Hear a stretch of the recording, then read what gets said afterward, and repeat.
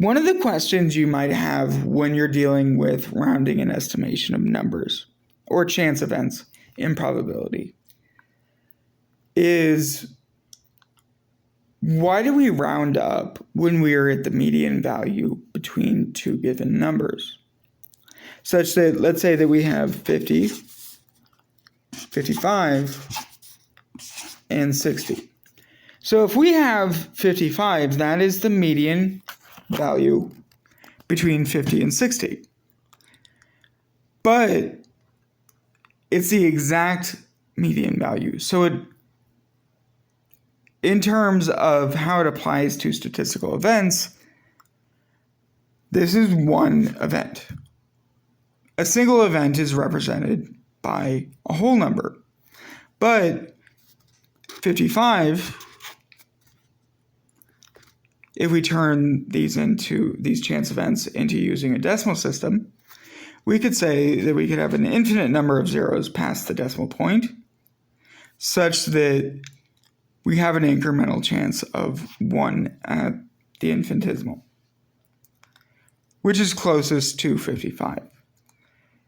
And so, given that these zeros are continuous and we end with a 1, we usually don't count incremental events greater than that given event. But if you think about how many possibilities of incremental chance exist beyond the 55, you could put an infinite number of combinations past the decimal. But the 55 will always remain as 55.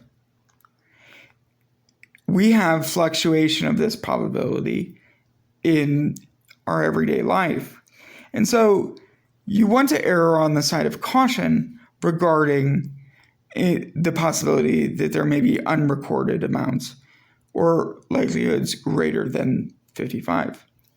So there's very rarely will you see this exact event of the median value existing as a likelihood of a probability. But there are a lot of probabilities that are greater incrementally. Now, if we think about 54, that has a decrease that is occurring rather than an increase in the incremental events involved in the fluctuation of our probabilistic universe.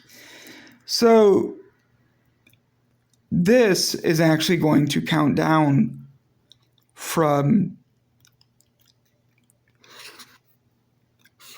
chances of an infinite number of 9s, such that that is closest to 55, but it is less than 55.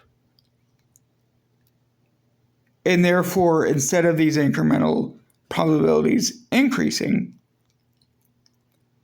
it is decreasing.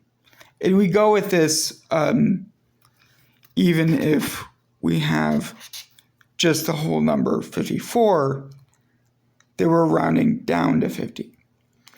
And this is why there is more likelihood that we would end up with the better event versus the lower event.